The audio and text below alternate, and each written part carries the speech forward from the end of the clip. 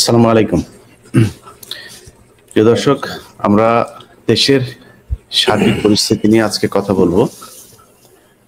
আমার সাথে উপস্থিত আছেন দুইজন সামরিক কর্মকর্তা। আপনারা সবাই তাদেরকে চেনেন, আমি আর নাম বলে সময় নষ্ট না করি। আমরা যেটা নিয়ে আলোচনা করবো সেটা হচ্ছে যে আপনারা জানেন যে আজকে আয়নাঘর পরিদর্শনে গিয়েছিল সরকারের উচ্চপদস্থ কয়েকজন উপদেষ্টা, প্রভাবশালী উপদেষ্টারা গিয়েছিলেন। তো আমার কাছে প্রথমে যেটা মনে হয়েছে, অনেক কথাবার্তা হচ্ছে সেগুলো নিয়ে, কি হয়েছে, ঘর ভেঙে ফেলেছে, ভেঙে সেই ঘরগুলোকে বড় বড় করা হয়েছে, আগের যেই আসসালামু আলাইকুম প্রিয় দর্শক, দেশ কিংবা দেশের বাইরে যে যেখান থেকে বসে ভিডিওটি দেখছেন সবাইকে অনেক অনেক ধন্যবাদ এবং ভালোবাসা জানাচ্ছি। প্রিয় দর্শক, আমরা সরাসরি চলে যাব ভিডিও স্ক্রিনে, সেখানে আজকের ভিডিওর মূল অংশ দেখে আসবো। ভিডিওটি অত্যন্ত গুরুত্বপূর্ণ হবে। বাংলাদেশের সর্বশেষ যে পরিস্থিতি সে বিষয়গুলো নিয়েও আলোচনা করা হবে। তো চলুন আমরা সরাসরি ভিডিও স্ক্রিনে চলে যাই, সেখানে বিস্তারিত দেখে আসি। ভিডিও শেষে বাংলাদেশের বর্তমান অবস্থা নিয়ে গুরুত্বপূর্ণ আলোচনা। সময় লাগলো কেন? মানে ওয়াকারকে দিয়ে এটা পরিবর্তন করে তাদের নিজেদের মতো একটা ন্যারেটিভ তৈরি করে তারপরে গিয়ে কিছুটা সহনশীল করা আর কি। আমার কাছে বিষয়টা পুরোপুরি এরকম মনে হয়েছে। আমার সাথে brigadier general Hasan Nasir sir আছেন এবং কর্নেল হাসিনুর রহমান আছেন। আমি হাসান নাসির স্যার, আপনার কাছে যাওয়ার আগে, যেহেতু আমাদের হাসিনুর রহমান দীর্ঘদিন এবং তিনিই মূলত এই আয়নাঘরের প্রথম, আমরা তার মাধ্যমে জানতে পারি যে আয়নাঘর নামে কিছু একটা আছে এবং সেখানে কি ধরনের নির্যাতন হয়। কর্নেল হাসিনুর, আমি যে কথাটা বলছিলাম যে 6 মাস লাগলো কিনা, এটা একটা প্রশ্ন। আর একটা প্রশ্ন হচ্ছে যে আমরা বিভিন্ন পত্রিকা, টেলিভিশনে তাদের ভিডিওতে দেখলাম, আমার বাংলা এডিশনেও এটার নিউজটা হয়েছে, আমি কোথাও আপনাকে দেখলাম না। আপনাকে কি জানানো হয় নাই, না আপনি জান নাই? আসলে খুব আমি দর্শক সবাইকে আমার আন্তরিক শুভেচ্ছা। আবু সাইদের ভিডিওর পর আজকে কথা বলতে পারতেছি বা অনেকবার কথা বলেছি, সবাইকে আমার আন্তরিক শুভেচ্ছা। আমার কাছে খুব লজ্জা এবং বিব্রত বোধ লাগছে। আমি সবাইকে বলি, আমি 20 সালের 22শে ফেব্রুয়ারি আমি আয়নাঘর থেকে মুক্তি পাওয়ার পরে আমি মেজর দেলোয়ার আছেন কানাডাতে, তার সাথে যোগাযোগ করি কিভাবে আয়নাঘর থেকে লোকদেরকে বের করতে হবে। আপনারা তো বিশ্বাস করবেন না, ওখানে আমি হামলা করে সবাইকে বের করে আনার জন্য পরিকল্পনা করতেছিলাম। সবটা মেজর দেলোয়ার জানে। ওখানে 2জন লোক এমওডিসি থাকে, তাদের আমাদের 2 বন্ধুর কাছে 2টা অস্ত্র আছে, আরো 2-4জন লোক খুঁজতেছিলাম। জিনিসটা ফাঁস হয়ে যায় এবং তার খুব সতর্ক হয়ে যায়। আমি বেশ কয়েকবার ওই এলাকায় কি করি, সব ঠিকঠাক আছে কিনা। তারপরে আমি আলদাদেরকে আমি 2বার আমি ইন্টারভিউ দিই, এটা প্রকাশ হয় নাই 21 সালে। পরে তাসলিম খলিলের মাধ্যমে আমি কৃতজ্ঞ, যেটা অনলাইনে আসে, সবাই জানে। তা করি 14 আগস্ট। এবং বিশেষ করেন মিশেল ব্যাসলেট, তিনি জাতিসংঘের কমিশনার, উনি এসেছিলেন। তা ওনাকে বলা হয়েছে যে আমি স্বেচ্ছায় আত্মগোপন করছি। স্বরাষ্ট্র আমাদের মন্ত্রী যিনি ছিলেন আসাদুজ্জামান কামাল, কিন্তু একদিন আগেই 2জন পুলিশ অফিসার রাতেবেলা আমার বাসায় আসে রাত 2টার সময়। তাদেরকে পরিষ্কার বলা হয়েছে আয়নাঘরটা কোথায় এবং কি বিস্তারিত। তারা এরকম নাটক করে, আমি দুঃখ পাই নাই। তারপর আমি খুব ক্ষিপ্ত হইয়া 14 তারিখে যখন আয়নাঘর অনেক হলো, তারপর সকল মিডিয়াকে আমি জানাই ঘটনাটা বিস্তারিত। ইভেন আমি আর্মি স্যারের বড় ভাইকে জানাই, সবাইকে জানাই যে আয়নাঘর এখানে আপনার ভাই জীবিত আছে, সবকিছু। আজকে যখন আমি এরপর ভাই দেখেন, আমার বিরুদ্ধে 10-এর অধিক আইসিটি মামলা, আমি দৌড়ের উপরে ছিলাম। কতটা ঝুঁকিতে থেকে বাংলাদেশে বসে আমি এই প্রতিবাদ করতে যে আমার স্ত্রী কতটা সাপোর্ট করছে আমাকে, ইভেন আমেরিকান এমবেসি বলেন, তারা যথেষ্ট সাপোর্ট করছে আমাকে এই সত্য কথা প্রকাশ করার জন্য। আজকে যে প্রেসিডেন্ট আছে সবাইকে আমি এই জিনিসটা আমি সবার সামনে আনি। কিন্তু দেখেন, আজকে আমি ছিলাম না, আমি বলতে পারতাম যে কোন জায়গাটা কি ছিল, কষ্টের সেল কোনটা ছিল, আমি বলতে পারতাম। আর একজন যার যে অধিকার রাখে সেটা আমি, অন্য কেউ না। বাংলাদেশে ছিলাম, বাংলাদেশি থেকে প্রতিবাদ করছি এবং আমি সম্পূর্ণ বুঝে বলতে পারতাম কেন আমাকে নেয় নাই। আমি যতটুকু জানছি যে গুম কমিশনের একজন ভদ্র মহিলা আছেন, ডক্টর নাবিলা, এই ভদ্রলোক এই কাজটা করছে। তার সাথে আমি গত রাতে কথা বলে 10টার সময়, এরকম কোন ভিজিট আছে কিনা, উনি সত্যতা পরিষ্কার করে আমাকে বলেন নাই। তাহলে আমি হয়তো ইনফ্লুয়েন্স করতে পারতাম, অর্থাৎ উনি চান নাই আমি যাই। সত্য কথা, এই নাবিলার জন্য আমার যাওয়া হয় নাই। নাবিলা কিভাবে আমাকে বাদ দিয়ে অন্য কাউকে সিলেক্ট করলো আমি জানি না। এই গুম কমিশনকে আমি দায়িত্ব দিই। আমি সবাইকে বলি যে আপনারা এইটা মানে লজ্জার কথা। আমি সবাই বলে তুমি কই, আমি তো দেখেন আপনি কাকে নিছেন, ব্রিগেডিয়ার আজমিন, উনি সমুদয় পেনশন পাইছেন। ওনাকে বাই করার জন্য আমাদের এখানে আছেন ব্রিগেডিয়ার হাসান নাসির, উনি ফুটপাতে বসেছিলেন রাত 12টা পর্যন্ত ওনাকে বের করার জন্য। ব্রিগেডিয়ার হাসান নাসির ফুটপাতে বসেছিলেন, ওনার মতো লোক ফুটপাতে বসা অন্য একটা ব্রিগেডিয়ার বসা রাত দিন পার্থক্য আছে ভাই, এটা বোঝানো যাবে না। মারুজ্জামান ছিল, তাইলেও মানতাম। নিয়ে গেছেন কাকে? ব্রিগেডিয়ার আজমিকে। উনি ছিলেন এসি রুমে, উনি যখন তখন বিরিয়ানি খেতে পারতেন, তো বিরিয়ানি খাওয়া লোককে নিয়ে গেছেন, পেনশন সব দেওয়া হয়েছে তাকে। তো উনি এটাই তো চাইছে মনে হয় সরকার, এভাবে হোক, আয়নাঘরে বিরিয়ানি খাওয়া হয়, এই লোককে নেওয়া হয়েছে ওখানে। আমি যে ছিলাম, আমি 1.5 ফুট একটা গামছা এটা 5-7 জনে ব্যবহার করতাম। কি বিশ্রী একটা অবস্থা। আমাদের টুথব্রাশ ছিল না, আমার টুথব্রাশ আরেকজন ব্যবহার করতো, আমি আর এই টুথব্রাশ ব্যবহারই করি নাই। আমি আঙুল দিয়ে মাঝে মাঝে ব্রাশ করতাম, ওই আপনার পেস্ট মানে পেস্টের গুঁড়া দিয়ে। কি কষ্টে আমাদের জীবন গেছে। আমাদের কথা আপনার শোনেন নাই, নিয়ে গেছেন কারণ আদমিকে নিছেন, আরমানকে নিছেন। এখন আমার কথা বলেন, আদমি সাহেব যদি বলে আমি এখানে ছিলাম, প্রমাণ কি? কে প্রমাণ করে দিবে বলেন তোমাকে? কেমনে সে প্রমাণ করবে? আদমি বললাম এখানে ছিলাম, তার প্রমাণটা কি করবে যে আপনি এখানে ছিল? আদালত তো বলবে না, প্রমাণ করেন। কেমনে প্রমাণ করবে? উদ্দেশ্যপ্রণীত ভাবে এই মামলা যাতে না টিকে ওনাকে ওখানে নেওয়া হয়েছে। একইভাবে আরমানের মামলা, কে সাক্ষী দিবে আরমান এখানে ছিল? ইলিয়াস ভাই আইনের দিকে আসেন, আইনে কিন্তু এটা বলে। একমাত্র আমি প্রমাণ করতেছি, আমি দেখছি। এখন তো আপনি আমাদেরকে মানে চিহ্নিত করে ফেললেন যে এইভাবে, মানে আমি তো কোনো ফ্যাসিজম যাই না এখনো। এর মাধ্যমে প্রমাণিত হচ্ছে হাসিনা ফ্যাসিস্ট, এক হাতে হাতে ধরা। আমার আই উইটনেস ছিল, ডকুমেন্ট, ফিজিক্যাল ডকুমেন্ট ছিল, আমার অস্ত্র সিজার লিস্ট ছিল। নাবিলা সব জানে। নাবিলা উদ্দেশ্যপ্রণীত ভাবে অসৎ উদ্দেশ্যে আমাকে নেয় নাই, বা আমার নামটাকে ইনক্লুড করে নাই। ও যদি একজন লোকের নাম দেওয়ার কথা ছিল, সেটা আমার নামই হওয়ার কথা ছিল। আর 2 জন লোকের নাম হলে ব্রিগেডিয়ার হাসান নাসির নাম থাকবে। আমরা ফাইট করে ওনাদেরকে বের করছি, অন্য কেউ না। 5 তারিখ রাত পর্যন্ত যে ছিল ওখানে আদমি স্যার, সেনাপ্রধান জানতেন না? অন্যান্য উপদেষ্টা জানতেন না? আসিফ নজরুল জানেন না আমি কি করছি? কেন ওনারা বলেন না আমার কথা? কেন বলেন? এখন সবাই ভালো হয়ে গেছে, উনি বের হয়ে এসে বলছেন সেনাপ্রধান আমার ছাত্র। এটা শোনার জন্য তো জনগণ বসে নাই। 8 বছর আদমি স্যার কষ্ট করছে, বাট এই বক্তব্য শুনি নাই। উনি যখন সকল কিছু পাইছেন, ওনাকে নিয়ে গেছেন ওখানে একটা ফ্যাশন শো করার জন্য। হেসে হেসে উনি কথাবার্তা বলতেছেন, মানে ফুর্তি করতে গেছেন, স্মৃতিচারণ করতেছেন। কষ্টের জায়গা উনি দেখেন নাই? কি কষ্টে আমরা ছিলাম ওখানে, মশার কামড় থেকে শুরু করে উনি ছিলেন এসি রুমে। আমার কাছে লজ্জা। এখন এই ফ্যাসিস্টটা এখনো রয়ে গেছে। আমি জানি না কার মানে কাকে সার্ভ করতেছে এই গুম কমিশন। অযথা গুম কমিশন জাস্টিফাই করবে, হ্যাঁ গুম হয়েছে, দ্যাটস অল। কোন মামলা আইসিটিতে যাবে কি যাবে না, এটা গুম কমিশনের দায়িত্ব না। তারা এখানে ইন্টারফেয়ার করতেছে। আমি সবাইকে বলবো আপনার গুম কমিশনে যাওয়ার দরকার নাই, প্লিজ আইসিটিতে যান, যোগ্য লোক আছে, আপনার মামলা বুঝে নেবে, তারা মামলা করবে। আমি খুব লজ্জা, আগে আমি প্রশংসা করছি আমি গুম কমিশনের, এখন আমি ঘৃণা করি পরিষ্কার ভাবে। আর আমি কি বলবো? ব্রিগেডিয়ার হাসান নাসির স্যার, আমরা যে এই বক্তব্য শুনলাম আপনার কাছ থেকে একটু মানে হইতে চাই, আমরা একটু সুস্থ হইতে চাই যে না আপনার things going to right direction. আমরা মানে কি বলবো যে হতাশ হইতে চাই না, কিছু আশাব্যঞ্জক কথাবার্তা বলেন একটু স্যার। আশাব্যঞ্জক কথা আপনাকে বলাতে গেলে আমাকে আগে যে আশান্বিত হইতে হবে।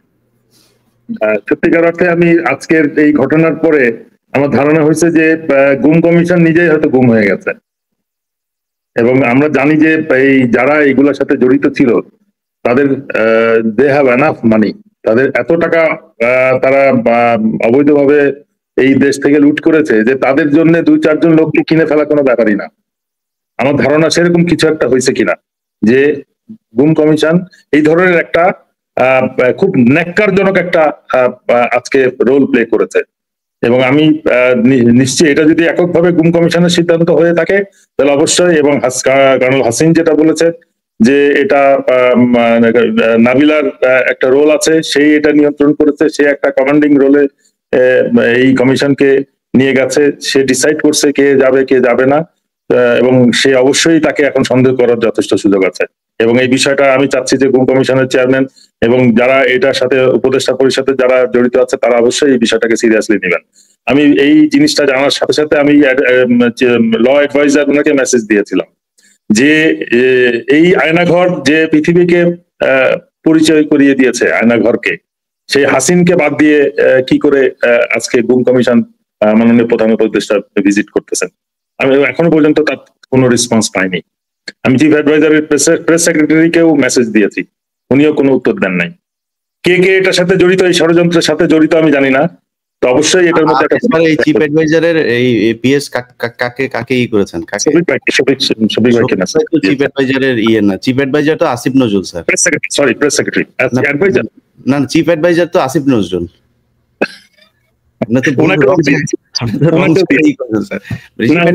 ওনার একজন পিএস আছে মাসুম, যে কিনা এবিএম খায়রুল হকের পিএস, সবকিছু করতেছে স্যার। আমি আসিফ নজরুল সাহেবকে দিয়েছি এবং চিফ অ্যাডভাইজারের প্রেস সেক্রেটারি যিনি, ওনাকে মেসেজটা দিয়েছি। যেহেতু এই দুজনের সাথে আমার যোগাযোগ আছে, আমি আশা করেছিলাম যে তারা কিছু একটা বলবে, কিন্তু এখনো পর্যন্ত বলে নাই। আমি মোটামুটি হতাশ, সত্যিকার অর্থে। আমরা যেভাবে হতাশা দিন দিন বেড়ে যাচ্ছে, কেননা কোনোখানে আমরা পরিবর্তন দেখছি না স্বৈরাচারের এই কার্যকলাপের। এবং সব থেকে মজার ব্যাপার হচ্ছে, সবাই সম্মিলিতভাবে কাজ করছে, কিন্তু একজন আরেকজনের ঘাড়ে দোষটা হচ্ছে।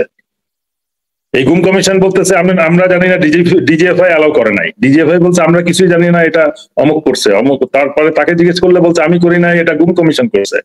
এইভাবে একজন আরেকজনের সত্যিকার অর্থে আমার ধারণা যে তারা সবাই সম্মিলিতভাবে সিদ্ধান্ত নিয়ে ঠিক করেছে যে কে গেলে জিনিসটা এন্ড অফ দি ডে এই জিনিসটা হয়তো প্রমাণ করা যাবে না আইনের চোখে। একই ঘটনা কিন্তু বিডিআর এর হত্যার ব্যাপারেও হচ্ছে। একটা বিষয় আছে যে কোনো কাউকে হত্যাকারী হিসেবে যদি প্রমাণ করতে চাই, তাহলে তার নিজে স্বীকার করতে হবে যে আমি হত্যা করছি, অথবা তার একজন আই উইটনেস লাগবে যে আমি তাকে দেখেছি হত্যা করতে, বা এই ষড়যন্ত্রে হত্যাকারীর সাথে ষড়যন্ত্র করতে দেখেছি। এই লোকগুলা, এই সৈনিকগুলা কিন্তু এখন বিভিন্ন দণ্ডে দণ্ডিত হয়ে জেলে আছে, হয় ফাঁসির আসামি, নাহলে যাবজ্জীবন, নাহলে 8-10 বছর 12 বছর। আমরা এদেরকে বলেছি, এবং এটাও আমি আইন উপদেষ্টাকে বলেছি যে আপনার যে টার্মস অফ রেফারেন্সের নতুন কমিশনের টার্মস অফ রেফারেন্সের 2 উম্মতটাকে রহিত করতে হবে, এটাকে বাদ দিয়ে দিতে হবে। আপনি যে এই কথাটা লিখেছেন এটাই উদ্দেশ্য প্রণোদিত, যে আপনি কোন অবস্থাতেই চান না যে প্রকৃত খুনিরা আইডেন্টিফাইড হোক। কেন ওরা বেরিয়ে আসলে কিন্তু যার খুনের আপনি যদি শুধু সাক্ষ্য নেওয়ার সুযোগও দেন, তাহলে ওরা যারা আজকে ফাঁসির আসামি তারা কিন্তু সত্যি কথা বলতে দ্বিধাবোধ করবে না। তারা বলে দিবে কি ঘটনা কি হয়েছে, তারা অলরেডি বলেছে বিভিন্ন অন্যান্য আসামিদের কাছে। এরা বেরিয়ে আসলে কিন্তু জানতে পারবে। আমাদের এই সামরিক বাহিনীর অফিসাররা, পরিবাররা আমরা আইন সম্পর্কে হয়তো সীমিত জ্ঞান রাখি। এই ক্রিমিনাল প্রসিডিওর ল, সিআরপিসি যেটা, যার কারণে আমরা বলতেছি ও অমুক তো নিশ্চয়ই কোনো উনি পপুলারিটির জন্য এটা করতেছে, ইলিয়াস ভাই এটা করতেছে, সৈনিকদের মুক্তির জন্য আন্দোলন করতেছে। আন্দোলনটা সৈনিকদের মুক্তির না, আমাদের আন্দোলন হচ্ছে এই বিডিআর হত্যার বিচার হোক। আমি যদি ধরেন আর 7 দিন আল্লাহ যদি আমার বাঁচায় রাখে স্যার, আপনারা সেনাবাহিনীরা ন্যাংটা হয়ে যাবেন স্যার। আপনাদের সেনাবাহিনী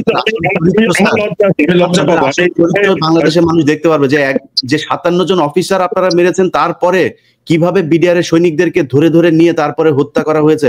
এটা সভ্য কোনো সমাজে হইতে পারে না।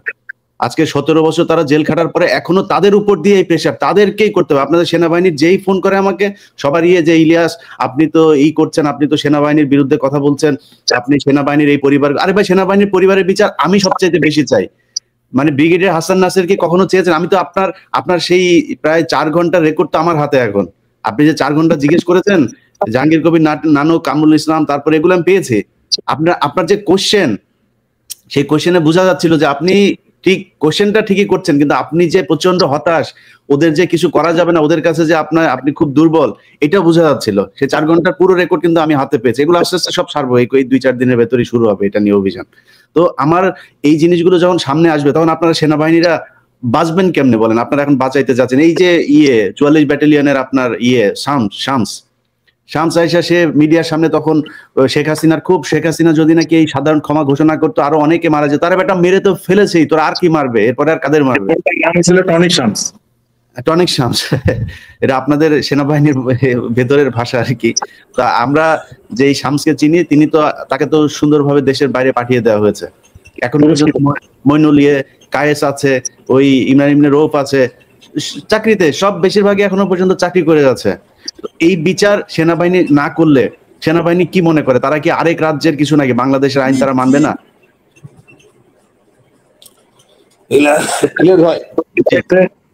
বলো স্যার, আপনি বলো স্যার, আমি বলবো না। আমি সত্যিকার অর্থে জনগণের যে কালচারটা আমাদের চেঞ্জ করতে হবে, যে জনগণের ট্যাক্সের টাকায় সশস্ত্র বাহিনী কে পালা হয়, গড়ে তোলা হয়। সুতরাং এই সশস্ত্র বাহিনীর যা কিছু হবে সেটার জবাবদিহি জনগণের কাছে করতে হবে। জনগণকে জানতে হবে যে আমি যে ট্যাক্স দিয়ে টাকা দিয়ে তোমাকে বেতন দিচ্ছি, তোমার অস্ত্র কিনে দিচ্ছি, এই অস্ত্র দিয়ে বা এই বেতনের টাকায় তুমি সুশিক্ষিত বা দেশের প্রতিরক্ষার জন্য যথেষ্ট যোগ্যতা অর্জন করছো কিনা, তোমার অস্ত্র কাজ করে কিনা। আমি আপনাকে মানে অফিসিয়ালি বলতে পারবো না, বাট আমার কাছে একটা তথ্য এসেছে যে সত্যিকার অর্থে বাংলাদেশ নৌবাহিনীর যত জাহাজ আছে আগামী 10 বছরের মধ্যে এটা সম্পূর্ণ অকার্যকর হয়ে যাবে। এটা যা শুধু ভাসমান নৌকা হয়ে যাবে। এটা এক্সটেন্ডেড লাইফ পর্যন্ত এই 2-1টা ডাইউ ছাড়া নতুন যেগুলো আছে। তো এই অবস্থা যদি হয় তাহলে তো আমাদেরকে জানতে হবে যে আমরা একটা সেরিমোনিয়াল বাহিনী নাকি সত্যিকার অর্থে যুদ্ধে মানে অংশগ্রহণ করে জয়লাভ করার জন্য বা একটা অবস্থানে আমাদেরকে প্রতিরক্ষা ব্যবস্থা নিশ্চিত করার জন্য আমরা এই বাহিনী থেকে পাচ্ছি। এই জিনিসটা তো আমরা নিশ্চিত না যে আমাদের বাহিনী আমরা তাদের দেওয়া দায়িত্ব পালনে সক্ষম কিনা। কথা শোনা যাচ্ছে না? ও সরি স্যার, কালকে আমি একটা তথ্য পেলাম, DGFI sir colonel Mohammad Ali কে চেনেন? আমি চিনি না। আচ্ছা, মেজর তানভীর কে চেনেন? এনএসআই তে আছেন, 64 লং কোর্সের। না, আছে চিনতে পারে, অনেক জুনিয়র আমাদের। হ্যাঁ আচ্ছা স্যার, এরা দুইজন এখন আলেমদের যে হচ্ছে, এই যে বিভিন্ন শেখ হাসিনার যে নাটক সাজিয়ে যেসব জঙ্গি মামলা টামলা দিয়ে গিয়েছে, উদিচি, ছায়ানট, এগুলো, এই মামলাগুলোকে তারা এখন বিশাল মামলা হিসাবে দেখানোর চেষ্টা করছে। এবং ওই মামলাতে যারা আটক তাদের আপনার বিচারক, এই যে সন্ত্রাস দমন ট্রাইব্যুনালের বর্তমান বিচারক আব্দুল হালিম, এই ব্যক্তি জামিন দিচ্ছে না, যে নানান কিছু করে ঘুরায় পেঁচায় তারপর তাদেরকে ভেতরে রাখার চেষ্টা করতেন। জামিন যাদের হচ্ছে অন্যান্য বিচারক অন্যান্য মাধ্যমে, সেগুলো আবার এই যে মেজর তানভীর আর হচ্ছে DGFI colonel Mohammad Ali NSI তে আছেন, আটকায় দেওয়া হচ্ছে। এই দুইজন, আমি নাম সহ বললাম, তাদের ফোন নাম্বারটাও চাইলে এখন দিয়ে দিতে পারি, কিন্তু এটা করা ঠিক হবে না।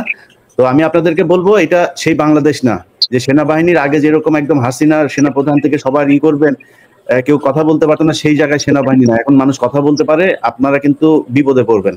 যারা এখনো পর্যন্ত আলেমদেরকে, শেখ হাসিনার সময়ে ছাত্র দলের যেসব কর্মীরা শেখ হাসিনার বিরুদ্ধে পোস্ট করার কারণে জেলখানা আছে, তারা এখনো পর্যন্ত জেলে। টোটাল প্রায় 5000 এখনো মানুষ জেলে আছে। বিএনপি, জামায়াত এবং এই হেফাজত সহ সাধারণ মানুষ যারা কিনা শেখ হাসিনার বিরুদ্ধে পোস্ট করতো, কথা বলতো, তো তাদেরকে খুব দ্রুত ছাড়তে হবে। আমরা মার্চের 10 তারিখ পর্যন্ত একটা আলটিমেটাম দিয়েছি, সেটা যদি না হয় তাহলে কিন্তু হুজুরদের দিয়ে কিন্তু মাঠে নামাই দেবো। তখন দেশের পরিস্থিতি আন্তর্জাতিক জঙ্গি নাটক এটা কমিশন করতে হবে, সবাইকে ছাড়তে হবে। আমি এদেরকে দণ্ডিত করতে হবে, এই বিচারক দণ্ড দিচ্ছে তাদেরকে বিচারে আনতে হবে। দেশটা কারো বাবার মূল্য না, যারা তারা জঙ্গি মানে ফেলবে, যারা তারা জেলে পাঠিয়ে দিবেন। আপনি দেখি নাই যে ডান্ডা বেড়ি লাগায় নিয়ে এসে এই লোকদেরকে কি কষ্ট দেন নাই আপনারা? এখন আইসিটিতে জিয়া সাহেব ফুর্তি করে পড়ে আসেন ফাঁকি দিতে, এমনটা কথা ছিল না? আমাকে যখন এরা গুম করেন তখন তো আমাকে এইভাবে রাখেন নাই, ফলো রাখছিলেন। আমরা এখন আমরা এই কথা আমি আজকে খুব ক্ষিপ্ত হয়ে আমি উপদেষ্টাকে বলছি, স্যার ছিলেন সামনে, মইনু আহমেদের সরকারকে যেটা বলছিলাম আমরা, ঘৃণিত সরকার, এই সরকার যে বলি ওয়াকারের সরকার, ভুল হবে না। কেন অলরেডি ইকবাল করিম ভুইয়া যারা আকবর বলে দিয়েছেন, ওনারা সিলেক্ট করছেন। সুতরাং জিনিসটা পরিষ্কার, আমরা কাকে সাপোর্ট করতেছি, এই টিম না বি টিম, আওয়ামী লীগের বি টিম। তো আমাদের কত সোচ্চার হইতে হবে, আবার স্ট্যান্ডার্ড বিপ্লব, অসহমত বিপ্লব, এছাড়া উপায় নাই। কারণ আমরা দেখতেছি না, কাজ হচ্ছে না। এতদিন লাগবে কেন প্রধান উপদেষ্টা আসতে আমাদের গুমের ঘর দেখতে? আচ্ছা কর্নেল হাসিন, আমরা ভাই আবেদন করছি, প্রধান উপদেষ্টা কোনো খবর নাই। কর্নেল হাসিন স্যার, আমি স্যার একটা কোশ্চেন করি না। আজকে যেটা দেখলাম আমরা, এটা আপনি যখন ছিলেন, মানে এই জায়গাগুলো তো আপনার পরিচিত, এর কাঠামোগত কোনো পরিবর্তন হয়েছে? ওই মানে আয়নাঘরের অবস্থাটা, জি জি, আমরা দেখলাম অনেক দেয়ালের, মনে হচ্ছে যে এখানে আরেকটা দেয়াল ছিল। জিনিসগুলো আমি তো বলেছিলাম, রক্ত মাখা, মোবাইলে লেখা, মানে খুব দুঃখজনক জিনিসগুলি সব ভেঙে ফেলছে। অনেকখানি কিছু আছে তারপর ভেঙেছে, এদের রেজিস্টার ছিল, সেগুলি কই? ওখানে তো এমনি বিচার করা যাবে না, ওইখানে কোর্ট বসাইতে হবে। ওইখানে কোর্ট বসে কারা ছিল সবকে ধরে আনতে হবে। এতদিন নরম ছিলাম, ভদ্র ছিলাম, আজকাল আচরণ, এটা নাবিলার হোক আর গোয়েন্দার হোক, কোনো ছাড় নাই। ওইখানে বিচার বসাইয়া ডাইকে আইনে ধরে আনতে হবে, কোথায় গেলে জবাব দাও। এবং এটা খুব ডিফিকাল্ট কাজ না। এমওডিসির লোক ছিল, এমওডিসির দলিল নথিপত্র নিয়ে আসতে হবে, কারা এখানে ডিউটি করছে, আমি নিজে দেখাই দিব। আমার খুব মেজাজ খারাপ হয়েছে, আরামায় ফুর্তি করা লোকদের নিয়ে গেছেন ওখানে, মানে স্মৃতিকারণ করার জন্য। মাইকেল চাকমারে নিতেন তাও মনে করতাম যে আমাদের একটা ছোট ভাই, একটা ছোট জাতির একটা প্রতিনিধি, উনি বিপক্ষে ছিলেন বলে আনছেন, তাও মেনে নিতাম। কিন্তু আপনি যাদের নিছেন এটা লজ্জা। আমি চরমভাবে ক্ষিপ্ত। আমি বলতেছি না ওয়াকারের সরকার, আমি তাই বলবো। ওয়াকারকে আমি এতদিন ভদ্রভাবে কথা বলতাম, এখন আর বলবো না, পরিষ্কার বিপক্ষে কথা বলবো। আমি প্রতিদিনই বলবো, যতক্ষণ পর্যন্ত বহুদিন ধরে বলতেছিলাম আমি যে হাসান নাসিরের কথা বলেন। আজকে 1.5 মাস লাগছে ওনাদের কথা বলতে, এই বিষয়টা নিয়ে আলোচনা করতে। ওনারা নিজেদের কি মনে করেন, আইনের ঊর্ধ্বে নাকি? না, দেশে একটা আইন আছে। একটা জিনিস ইলিয়াস ভাই বলি, এই যে অফিসারদের ওয়ারেন্ট হয়েছে আজকে 12 তারিখ, যোগদান করে নাই, তাদের অবর্তমানে যে বিচার হয়, তারা নিজেরা বলতে পারবে না কখনো জামিনের অপরাধ, তো তারা হাজির হয় নাই। সেনাপ্রধান তারা রক্ষা করতে পারবে না, এবং তাদের অবর্তমানে বিচার হওয়ার ব্যবস্থা করতেছে সেনাপ্রধান। সেনাপ্রধান ভুলে গেছেন বিএনপি সরকারের সময় বিএনপির আইজিপি এক ওই সার্জেন্ট সিলেট না দেওয়ার জন্য আইজিপি বাড়ি চলে গেছে।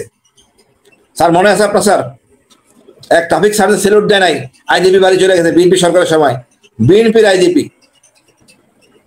আর এটা তো গুম খুন, চরম মারাত্মক অবস্থা। ইলিয়াস ভাই, আমি এই যে কতটা মাস বছর, ইলিয়াস ভাই আমার এই যে 1 বছর 6 মাস 14 দিন আমার পরিবার, আমি যা পছন্দ করতাম তা খাই নাই, কান্নাকাটি, বাচ্চারা এক জায়গায় ঘুমাইতো, বাবাকে খুঁজতো, এক কলিং বেল দৌড়ে যাইতো। এদের যে কষ্ট সেই পর্ব তো বলি নাই, আমার যে কষ্ট সেটা বলি নাই, চুপ ছিলাম। এখন তো চুপ থাকার কায়দা নাই, এখন বই লিখতেছি একটা সব ফাঁস করে দিব। ওখানে গুম কমিশন অনৈতিকতা উল্লেখ করবো, ইনশাল্লাহ বই লিখবো, ডকুমেন্টারি করবো, কাউকে ছাড় দেওয়া যাবে না। কোন ক্ষমতা বলে আপনি এই অপরাধীদেরকে আপনি বিচার করবেন সেনাবাহিনীতে? আপনি এমন কি করছেন? কারণ 5 তারিখ পর্যন্ত গুলি করে নাই সেনাবাহিনী, 5 তারিখ পর্যন্ত ভিডিও গুলি করে নাই। 5 তারিখ সকালবেলা আমি মিরপুর ডিস্ট্রিক্টে বেরোতে গেছিলাম, প্রেস ক্লাবে যাবো, আমাকে 1.5 ঘন্টা ডিলে করে দেওয়া হয়েছে। যে ব্রিগেড কমান্ডার, সে ব্রিগেড কমান্ডার আজকেও সেখানে হাজির আছেন। আর বলেন কি করা যাবে? এটা কি আওয়ামী লীগ সরকার না নতুন সরকার, বিপ্লবী সরকার? না না স্যার, এবারে ধরেন 111 সময় খালি মানে পরিচয় দিয়ে দিয়ে সরাসরি ব্যবসায়ীদের ডেকে ডেকে ডিজিএফআই অফিসে নিয়ে 100 কোটি 500 কোটি টাকা চাঁদাবাজি করা হইতো। এবার আর পরিচয় দিয়ে করা হচ্ছে, এবার গোপনে গোপনে মানে সব ইউনুস সরকার করে দোষ চাপায় করা হচ্ছে, বাট ওই সেম জিনিসগুলোই হচ্ছে। তো পরিবর্তনটা কি জানেন? 111-এ কেউ বলতে পারে না 111-এ এই যে চামচা আরেকটাকে ঢুকাইছে, আপনার মনির হায়দারদের মতো চামচারা তখন আপনার ডিজিএফআই হয়ে কাজ করেছে। এখন কিন্তু বাইরের লোকজন আছে, আমরা আল্লাহর রহমতে, আল্লাহ যদি বাঁচায় রাখে সেনাবাহিনী ওই সুবিধা পাবেন না, এবং রিটায়ারমেন্টে যাবেন মেয়ে ছেলে জামাই 14 গোষ্ঠী নিয়ে অপমান করতে থাকবে, সারা জীবন অপমানিত হবেন। আর আসিফ নজরুল এই যে সুযোগ পেয়ে আপনি যে সেনাবাহিনীর চরের মতো কাজ করছেন, মূল চর তো সেনাবাহিনীর চরটা তো মূলটা হলো আসিফ নজরুল, এবং সে তাদের পছন্দের সব লোকজনকে আসিফ ইউনুস সরকারের ভেতরে ঢুকাচ্ছে। তো আমরা এই জিনিসগুলো অবশ্যই মনে থাকবে। আপনাদের মতো সেনাবাহিনীতে দেশপ্রেমিক অনেক মানুষ আছে, তারা এখন কাজ করছে। আমরা তো একদম ঢালাও ভাবে সেনাবাহিনীকে নিয়ে কথা বলতে পারবো না, সেই কি বলবো যে মানে ভুলটা আমরা নিজেরাও করতে চাই না। কিন্তু আমরা সেনাবাহিনীর কাছে এইটুকু দাবি করব যে 25শে ফেব্রুয়ারি বাংলাদেশে যে হত্যাযজ্ঞ হয়েছে, সেই হত্যাযজ্ঞের মধ্যে বিডিআর সদস্যরা যেমন কেউ কেউ জড়িত, তারা ঘটনার পরিপ্রেক্ষিতে সেটার সাথে জড়িয়েছে, কিন্তু এটা মূল পরিকল্পনার সাথে এই হত্যাকাণ্ডকে ঠেকানো যেত, সেই যারা ঠেকানো, যারা এটাকে হতে দিয়েছে, তারা হচ্ছে মূল সেনাবাহিনী। এবং আমি কালকে আপনারা দুইজনকে আমি বিষয়টা জানিয়ে রাখি যে একজন সৈনিকের সাথে কথা বলছিলাম, দেখেন কত নির্মম, কত নিষ্ঠুর ওরা। সেই ব্যক্তি 10 মাস চাকরি করেছে 25 তারিখের পরেও, একজন মেজরকে সে বাঁচিয়েছে। সেই মেজর আবার বের হয়ে বক্তব্য দিয়েছেন যে হ্যাঁ আমাকে এই সিপাহী এরা আমাকে বাঁচিয়েছে। তাকে এই 10 মাস বলা হয়েছে যে হ্যাঁ তুমি গ্রেট জব করেছো, তাকে ইন্সপায়ার করা হয়েছে। 10 মাস পরে হঠাৎ করে তাকে সে ছুটি দিয়ে গেছে, আসার পরে তাকে গ্রেপ্তার। প্রথমে বলেছে যে তোমাকে সাক্ষী হইতে হবে, কি সাক্ষী? এই সাক্ষী দিতে হবে। সে বলছে না স্যার আমি তো এরকম না, আমি শুধু একটা জিনিস দেখেছি যে মেডিকেল কোরের কয়েকজন ডাক্তার, আর্মি অফিসার এরা এসেছিল, আমি ওনাদেরকে বাঁচিয়েছি, আমি তো এইটাই জানি, এর বাইরে তো আমি ভেতরে কি হয়েছে জানি না। বলছে না তোমাকে এটা বলতে হবে। তাকে নিয়ে গিয়েছে 62 দিন আটকে রাখা হয়েছে সিআইডি অফিসে। স্যার আপনি মানে চিন্তা করতে পারেন যে সিআইডি অফিসে পর্যন্ত গিয়ে সেনাবাহিনীর লোক, মেজর বেলায়েত এবং মেজর শফিক, এই দুইজন তাকে নির্মম নির্যাতন করেছে। বারবার একটা কথা বলেছে যে তুই বলতে পারবি না যে সেনাবাহিনীর অফিসারকে তুই বাঁচিয়েছিস, এইটা তোর ভুলে যাইতে হবে। এটা যদি বলিস তাহলে তোরে মেরে ফেলবো। ওর পাশে ওর কমান্ডার ছিল, সেই কমান্ডারকে মেরে ফেলেছে, বলছে যে মারলাম, দেখছিস আওয়াজ বন্ধ হয়ে গেছে না, ওরে মেরে ফেলছে, তোর অবস্থা যা বলছে সেটা। এই মেজর বেলায়েত তখনকার তৎকালীন মেজর এই মেজর বেলায় তোর পায়ের মধ্যে বুট দিয়ে চাপ দিয়ে ধরে তার বলবি নাকি মেরে ফেলবে। এরপরে সিআইডির একজন অফিসার এসেছেন, তাকে বলেছেন যে দেখেন দেখো ভাই তুমি এটা স্বীকার করো, তোমার মেরে ফেলবে, তুমি যদি বাঁচতে চাও এটা এই যা শিখিয়ে দিচ্ছি এটা বলো, বলে তারপরে জেল খাটো, জেল থেকে তারপরে জামিন টামিন নিয়ে বের হয়ে যাবে একদিন, কিন্তু এটা যদি না বলো তোমার বাঁচায় রাখবে না। এইটা সেনাবাহিনী, এটা চিন্তা করা যায়? এই সেনাবাহিনী চেঞ্জ করতে হবে, নাহলে সেনাবাহিনী আমাদের দরকার নাই। এটা 100% চেঞ্জ করতে হবে ভাই। এই সেনাবাহিনীতে এই দেশ রক্ষা হবে নাকি? তারা ভারতের কথায় তার নিজের সহকর্মীদেরকে গুলি করে হত্যা করে, এটা দিয়ে আমরা কি করবো? আমরা সেনাবাহিনী বিদেশে, আমরা সেনাবাহিনীর সবচাইতে সেনাবাহিনীর প্রেমিক, আমরা সেনাবাহিনীকে সর্বোচ্চ সম্মানের জায়গায় দেখতে চাই। যারা মারা গিয়েছে তাদের পরিবারের প্রতি আমরা সবচেয়ে সহানুভূতিশীল। আপনি বিশ্বাস করবেন, বিডিআর যারা জেলখানায় আছে, যারা জেল থেকে বের হচ্ছে, তাদের পরিবার এই এখনকার যেই ভারতের পাঁচাটা দালাল, এই সেনাবাহিনীর চাইতে বিডিআর এর পরিবার সেনাবাহিনীর পরিবারের প্রতি বেশি সহানুভূতিশীল, বেশি সংবেদনশীল। তারা তাদের অফিসারদের জন্য কান্না করে, আমার সাথে কথা বলতে যে কান্না করছে যে স্যারকে আমি বাঁচাইতে পারি না, স্যার আমাকে অনেক আদর করতো, মায়া করতো। এই হচ্ছে সেনাবাহিনী। আর এই সেনাবাহিনীর শহীদ পরিবারের একাংশকে এজেন্সি কিনে ফেলছে, তাদেরকে দিয়ে অ্যাসোসিয়েশন করতেছে, তাদেরকে দিয়ে এই বিডিআর এর যারা নিরীহ সৈনিক, যারা অপরাধ করে নাই, প্রমাণ হয়েছে, তারা 16 বছর জেল কাটার পরেও তাদের মুক্তির জন্য কেন কথা বললাম, আপনাকেও এটার জন্য দোষারোপ করছে, আমাকে হাসিনকেও দায়ী করা হচ্ছে যে আমাদের নিশ্চয়ই কোনো আলটেরিয়ার মোটিভ আছে যে জন্য আমরা সৈনিকদের পক্ষে কথা বলছি। বাট আমাদের কথা বলার উদ্দেশ্য হচ্ছে যে কেউ নিরপরাধ প্রমাণিত হবে তাকে অবশ্যই ছাড়তে হবে। আইনে যদি তার মুক্তি অ্যালাউ করে তাহলে তাকে বাইরে বেরিয়ে আসতে হবে। যে সত্যিকার খুনি তাকে আমরা প্লেনে চড়িয়ে সুন্দর করে বিদায় দিলাম, এখন যারা আশেপাশে ছিল ছাগলের 3 নম্বর বাচ্চাগুলোকে নিয়ে আমি ফাঁসির আসামি বানাইছি, এটা তো হইতে পারে। একটা কথা বলে কি, এই যে নুরুল ইসলাম সাহেব মারা গেলেন, উনি আমার সুবিধার ছিলেন, গফরুল মল্লিক আমার সুবিধার ছিলেন, দুজনই আমার খুব ভালো, মানে বেস্ট পসিবল এসে এই দুজনকে। নুরুল ইসলাম সরাসরি পক্ষে নেওয়ার জন্য সেনাবাহিনী মারা গেছেন, গফরুল মল্লিক তার বাসাকে একটা অফিসারকে রাখছেন।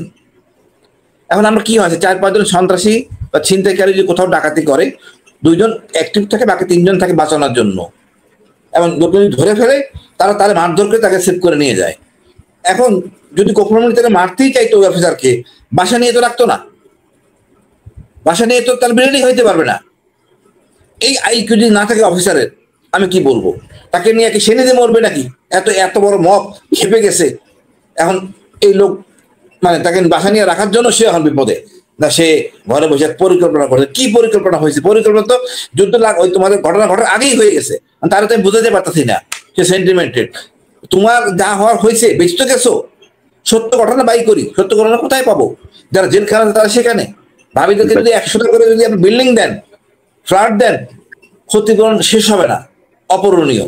কিন্তু মূল যে অপরাধী পরিকল্পনাকে দায়ের করতে গেলে তো আমাকে আসল জায়গায় আঘাত করতে হবে, সেটা একমাত্র এই তাপস সব বিদেশে এই স্বল্প সময় করতে গেলে সেটা জেলখানায়। ওই ধারাটা পরিবর্তন না করে জেলখানা ওই লোকটাকে এনে আমি বাই করতে পারতেছি না। এখন যত চিল্লাচিল্লি করুক আদমি, স্যার আমি এখানে ছিলাম, কেউ যদি না বলে সে এখানে ছিল না, তাহলে প্রমাণ করতে পারবেন না আদালতে যে আপনি আয়নাঘরে ছিলেন। স্যার বুঝতে পারছেন আমার কথাটা? অবশ্যই অবশ্যই। আর আমার একই কেস, আর বাকি যারা কাছে তার একই কেস, যে শুনবে আই উইটনেস লাগবে, তাহলে ক্যাপিটাল পানিশমেন্ট হবে না। আচ্ছা পরিকল্পিতভাবে আমাকে নেওয়া হয় না ওখানে, যতই নয় সই করুক, আই এম ক্লিয়ার, কারণ তো ফৌজদারি কার্যবিধি ভালো বুঝি আমি। সেই ভাই এই দেশে কি এমন কোন বিবেকবান নাই, সব উপদেষ্টা পরিষদে কেউ নাই যে এই বিষয়টা রিয়েলাইজ করবে ষড়যন্ত্রটা কোথায় চলতেছে? আমরা এখন এই 6 মাস 7 মাস পরে আমরা আমাদেরকে এই ষড়যন্ত্রের মধ্যে পড়তে হবে যে এখনো পর্যন্ত আমরা প্রকৃত এই গুম খুনের মতো প্রতিশোধের মানে অপরাধের আমরা শাস্তি যাদের দিতে চাই তাদেরকে আমরা আইডেন্টিফাই করার জন্য এখন আইনের ফাঁকফোকরের মধ্যে তাদেরকে রেখে দিচ্ছি। এটা কি গ্রহণযোগ্য হতে পারে? আর এখানে বলা হচ্ছে বিডিআর এর একই রকম, কিন্তু একই রকম ঘটনা ওখানেও কিন্তু যদি সাক্ষী যদি কেউ যদি না বলে যে আমি অমুককে দেখেছি, আমি রাজনৈতিক নেতৃবৃন্দ বা অমুক অফিসারকে দেখেছি, সে আলাপ করছে এই বিষয়টা নিয়ে, ততক্ষণ পর্যন্ত আমি সাক্ষী দিতে পারবো না, তাকে কোনো শাস্তির আওতায় নিতে পারবো না। অথচ সেই সাক্ষীগুলোকে আমরা জেলে রেখে আমি আইন করতেছি, টার্মস অফ রেফারেন্সে লিখতেছি যে এদেরকে জিজ্ঞাসাবাদের আওতায় আনবো। আবার না এখানে আবার একটা পার্টিকে এখান থেকে বলা হচ্ছে যে লিস্ট করে নাকি মারা হয় নাই, গণহারে মারা হয়েছে। তাহলে কিছু অফিসারকে দেখা মাত্র গুলি করা হয়েছে, কিছু অফিসারকে ধরে নিয়ে কোয়ার্টার কাটে রাখা হয়েছে, কিছু অফিসারকে সৈনিক লাইনে নিয়ে রাখছে। এই সৈনিক লাইনে সৈনিকের বাসায় এরা কারা? They are part of the conspiracy. Colonel মুজিবকে ভুল করে মারা হয়েছে স্যার। আমি জানি না, তার উনি তো প্রথম বই আর বলো না, ট্রাভেলে আছি, আর আমরা কারোর কষ্ট দিতে চাই না, আমি ফ্যাক্ট বলছি। কাটিয়েছে তাদেরকে অবশ্যই সেকশন 31 এর আওতায় তাদেরকে বিচার করতে হবে। বাংলাদেশ আর্মি অ্যাক্ট সেকশন 31 এবং এটা কখনো তামাদি হয় না, এটার মধ্যে লেখা আছে যে এই বিচার 100 বছর পরেও করা যাবে, সুতরাং এটা করতে হবে। এই 44 রাইফেল ব্যাটালিয়নের সিও কে, শামসকে, তার অফিসার 4টা, তারা 4 জনে মিলে জীবিত বেরিয়ে এসছে এবং তারা রীতিমতন যমুনাতে কথাবার্তা বলছে সারাদিন, 2 দিন ধরে তারা কথাবার্তা বলছে। ওই সময়ের যে বক্তব্য, কর্নেল শামসের যে বক্তব্য, তিনি যে হাস্যরসাত্মক ভাবে বক্তব্য দিচ্ছেন, মনে হচ্ছে যেন মানে বিশাল একটা অ্যাচিভমেন্ট হয়ে গেছে। 57 জন অফিসার যে নাই, এটা তার মনে কোনো রিগ্রেশনও নাই, কোনো মানে স্যাডনেসও নাই, কোনো কিছুই নাই। সে এসে প্রধানমন্ত্রী বিরাট এক কাজ করেছেন, সাধারণ ক্ষমা ঘোষণা করে, এতে আমরা বেঁচে এসেছি, না হলে আমরা বাঁচতে পারতাম না। এটার মধ্যে সে কতগুলো মেসেজ দিয়েছে, কিন্তু মেসেজ দিয়েছে হচ্ছে যে 11টার মধ্যে সব হত্যাকাণ্ড শেষ হয়ে গেছে, 11টার ভিতরে সব ঘটনা শেষ হয়ে গেছে। এটাও সে তাকে মানে বলে দেওয়া হয়েছে, তুমি এই কথাটা বলবা, তুমি ভিতরে ছিলা, তুমি বলবা 11টার মধ্যে। কিন্তু সে তো একা সাক্ষী না, ষড়যন্ত্রকারী সে তো একা না, আরো তো ভালো লোক ভিতরে ছিল যারা প্রকৃত ঘটনা বের করছে, কখন কিভাবে কাকে ধরে ধরে কোথা থেকে খুঁজে খুঁজে মারা হচ্ছে, এই জিনিসগুলো ওরা বুঝে নাই। যাই হোক, আমরা সেই বিষয়গুলো অবশ্যই সামনে চলে আসবে, এবং যারা আসবে এদের ছেলে মেয়ের বাচ্চা টাচ্চা যারা যেখানে আছে, আপনারা তাদেরকে চিনা রাখেন, এদেরকে দেখলে থুতু দিবেন, এদেরকে সামাজিক ভাবে প্রচন্ড রকমের অপমান ইলিয়াস ভাই, জি, যত ইন্টারনাল সিকিউরিটি হয় এর দায়িত্ব হোম মিনিস্ট্রি। র্যাব হলো হোম মিনিস্ট্রি আন্ডার একটা বাহিনী। র্যাব গেটে ছিল এবং গুলজারের সাথে কথা বলতেছিল 2টা সিও, তাকে ঢুকতে দেয় নাই। কে দেয় নাই? র্যাবের এডিজি কর্নেল রেদানুর, উনি জেনারেল হয়েছেন পুরস্কৃত ভাবে, বল খেলে বেড়াচ্ছেন, কিন্তু সেনাপ্রধান চোখে দেখেন না এনাদেরকে, এবং কমিশনও দেখতেছেন না, পাসপোর্ট রিসিভ করতেছেন না। মামুন খালেদ আমার খুব লজ্জা লাগে, এই কুখ্যাত গুলি মামুন খালেদ, রেদানুর, কর্নেল শামস, এরা যে গেট থেকে লোক উঠে নিয়ে আসে, এরা যে ভিতরে ঢুকে গেছিল, একটু ঢুকলেই হইতো, আর মারা পড়তো না। লজ্জা কার? আমাদের সেনাপ্রধানদের লজ্জা লাগে না? আজকে এই গুম খুন যে আমাদের জেনারেলগুলি করছে, এটা কিরকম কাজ? মানুষ মারা গেলে তো দোয়া দুধ করে চলে যাবে, ভুলে যাই আমরা। মাসের পর মাস, বছরের পর রেখে দিচ্ছেন, আবার তাদের জন্য রক্ষা করার জন্য তাদের সম্মান হানি সেনাবাহিনীর, সেনাবাহিনীকে অন করে এই গুম খুন, তাই তো মনে হইতেছে। আজকে এদের রক্ষা করলে ভবিষ্যৎ তাই হবে, দৃষ্টান্তমূলক শাস্তি হতে হবে, ভবিষ্যতে করতে সাহস না পায়। আর এই ধরনের কিছু অফিসার না থাকলে আমাদের সেনাবাহিনী কিচ্ছু হবে না। সেনাবাহিনী আরো সুন্দর করে সংগঠিত হবে, সব ভাইসেস। স্যার, আমার কাছেও এই একই কথা, এই একই যে দেখেন, আপনি যেভাবে করছেন, সেনাবাহিনীর এই অফিসাররা যদি এইভাবে আপনি বের করেন, তাহলে সেনাবাহিনীর মান সম্মান কি থাকবে? আমাদের যে সম্মান, সেটা তো অক্ষুণ্ণ থাকবে না, বুঝছেন? এই ধরনের কথাবার্তা বলে তো তারা কি সব চোর বাটপান নিয়ে তারপরে সেনাবাহিনীর সম্মান রাখতে চায়? এইভাবে সম্মান থাকবে? আবার ওই একই কাজ করবে। ইলিয়াস ভাই, আমার বিরুদ্ধে একই অভিযোগ, আমি সেনাবাহিনীর সম্মান পূর্ণ করছি। আমার একটাই প্রশ্ন, যে গুম খুনের সাথে জড়িত, যে বিভিন্ন দুর্নীতির সাথে জড়িত, যে নারী ঘটিত কেলেঙ্কারিতে একটা প্রতিষ্ঠানের প্রধান হিসেবে যে তার অফিসটাকে কলুষিত করছে, সে লজ্জিত হবে না আমি তার কথা প্রকাশ করলে সেনাবাহিনীর সম্মান পূর্ণ হবে? না স্যার, আপনারা দুইজনই আমার খুব প্রিয় মানুষ, দেশের মানুষের কাছেও অত্যন্ত প্রিয় মানুষ। আপনাদের কাছে অনুরোধ থাকবে, আপনারা একটু সাবধানে চলাফেরা করবেন, কারণ এদের হাত তো অনেক লম্বা। এরা আপনি জানবেন কে করছে, অসুবিধা কিসের? সুবিধা ধরেন আমাদের এই দেশে আমি কিন্তু মানে কর্নেল হাসিনুরকে কিন্তু আমি ভয়ঙ্কর রকমের সম্মান করি। ওনার প্রতি আমার কি সম্মান, আমি ওনার সামনাসামনি দেখাই না কোনোদিন, প্রচন্ড সম্মান করি। উনি প্রথম ব্যক্তি, ওনার যে সাহস, উনি প্রথম ব্যক্তি, যে যত কথাই বলুক, যত সেনাবাহিনীর যত অফিসার যত কথা বলুক, উনি প্রথম ব্যক্তি যে কিনা এই গুম খুন, এই আয়নাঘরের কথা আনে, এবং এমন একটা সময় বলে যেই সময় কেউ এটা বলা মানে এটা মুখ দিয়ে উচ্চারণ করাই বিশাল আতঙ্কের মনে করতো। ওই সময় এটা ওনার বলার কারণে যে জিনিসটা হয়েছে, মানুষ জেনেছে 1 নাম্বার, 2 নাম্বার, ওনাকে কিন্তু আর গুম করতে পারে নাই। আর ওনাকে করলে কিন্তু তখন বুঝতো যে এই সরকারি করেছে, সেনাবাহিনী করেছে। হাসিনের আরেকটা গল্প বলি, ও নিজেও কখনো বলে নাই। হাসিনের কিন্তু বীর প্রতীক, সেনাবাহিনীর সর্বোচ্চ মানে কি শান্তিকালীন সময়ে যে খেতাব দেওয়া হয়েছে আজ পর্যন্ত। বীর প্রতীক আছে, তার পুলিশ র্যাবে থাকার তার এক্সট্রাঅর্ডিনারি সার্ভিসের জন্য প্রেসিডেন্ট মানে পুলিশ পদক রয়েছে এবং রাইফেলস পদকও সে পেয়েছে। এবং সে আজকে আমাদের সামনে হাজির কেন জানেন? তার এই রাইফেল পদক গ্রহণের জন্য তার চিঠি গেছে চট্টগ্রাম, সে ছিল ময়মনসিংহ। সে যদি চট্টগ্রামে থাকতো অথবা চিঠি যদি ময়মনসিংহ যেত, আজকে আপনার 58 জনের মধ্যে তাকে হিসাব করতে হইতো। আজকে গুমের গল্প কেউ জানতো না। আছেন কি ঠিক? তার মানে প্ল্যানিংটা কত নিখুঁত ছিল যে কাকে কাকে বিডিআরে নিতে হবে এবং তাদেরকে। এখন যদি কোনো শহীদ পরিবারের কেউ বলে যে লিস্ট করে মারা হয় নাই, আমার ঘেন্না হয় এগুলো শুনতে, যে কারা সৈনিক লাইনে ছিল। রেজানুর তো খালি ভার্বাল অর্ডার নিয়ে আপনার র্যাবে যায়, তারপরে এই যে গুলজার স্যারকে ওখান থেকে পাঠিয়ে দিয়েছে বিডিআর জোর করে। তার ওই দিন অফিস করার কথাও না, ওইখানে যায় সে। ঠিক আছে, যাও, সমস্যা নেই, আমরা ইউনিফর্ম বানানো হচ্ছে বাইরের টেলার দিয়ে। নর্মালি বিডিআর এ জয়েন করলে বিডিআর এর দর্জি আছে যে তার ইউনিফর্ম সেলাই করে, তাকে দরবারে হাজির থাকার এনশিওর করার জন্য তার ইউনিফর্ম বানানো হয়েছে বাইরের থেকে। এরকম আরো কয়েকজন অফিসার আছে যাদের ইউনিফর্ম বাইরের থেকে বানানো হয়েছে। এএলআই স্যার একটা স্যার 3 দিন সময় পাইছে স্যার, একটা ব্যাটালিয়নে একদিন ছিলেন, 3 দিনের মধ্যে বের করে দেওয়া হয়েছে। এবং আমার সাথে কথা হচ্ছে বেলা তুমি ঢাকা আসো, তোমার কথা জরুরি আসো। আমি ছুটি চাইছি ময়মনসিংহ থেকে, আবার তখন আমাকে ছুটি দেয় নাই স্যার। আল্লাহ বাঁচাইছে আমাকে। কি আরেকটা জিনিস, মানে আপনার এটা মানে সেনা আইনের ব্যত্যয়, যেটা সেনাবাহিনীর নিয়ম হচ্ছে আপনি যদি ইউনিটের রেগুলার ইউনিটের বাইরে কোথাও চাকরি করেন, you have to come back to regular unit again. মানে ফেরত যেতে হবে, তারপরে তাকে বিডিআর আসতে হবে। এরকম অনেকগুলো ঘটনা ঘটছে, র্যাব থেকে বিডিআর আসছে। এই জিনিসগুলোর ইনভেস্টিগেশন করলে যারা পোস্টিং করছে তাদেরকেও এই তদন্তের আওতায় আনতে হবে। কারা এই পরিকল্পিতভাবে এই অফিসার গুলোকে লিস্ট করে করে বিডিআর এ ঢুকাইছে।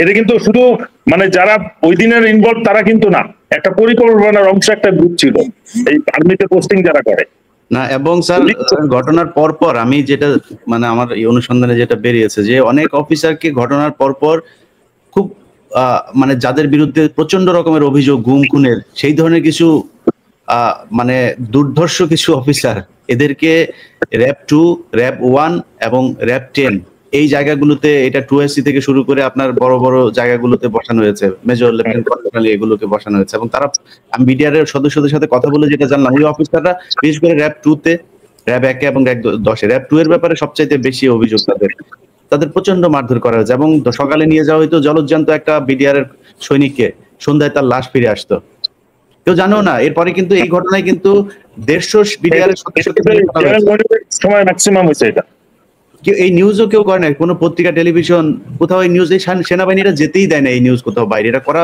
পাপ ছিল তখন। এই হচ্ছে স্যার অবস্থা। যাক, আমার মনে হয় আল্লাহ একজন আছেন। আমরা নিয়মিত এই বিষয়গুলো নিয়ে আপনাদেরকে জানানোর চেষ্টা করব। নিশ্চয়ই আপনারা জানবেন, এখনো পর্যন্ত ওয়াকারদের মতো ভীতু কাপুরুষ এবং এই যে রেজানুরদের মতো সন্ত্রাসীরা সেনাবাহিনীতে যদিও ছিল, কিন্তু আমাদের এটাও মাথায় রাখতে হবে যে কর্নেল হাসিনুর এবং ব্রিগেডিয়ার জেনারেল হাসান নাসিরদের মতো দেশপ্রেমিক অফিসাররাও আছে। আমরা তো বাইরে আছি, ইনশাল্লাহ সেনাবাহিনীকে শুদ্ধ করতে হবে, এর কোনো বিকল্প নাই। যদি নাকি জোর করে হাসিনার মতো করতে, হাসিনা যেমন বলতো যে দেশের ভাবমূর্তি, আমরা আগে দেশের ভাবমূর্তি ক্ষুণ্ণ করি, আমরা আন্তর্জাতিক ভাবে বিভিন্ন জায়গায় যা দেশের বিরুদ্ধে এই প্রোপাগান্ডা চালাই, এই কাজটা এখন তারা করছে।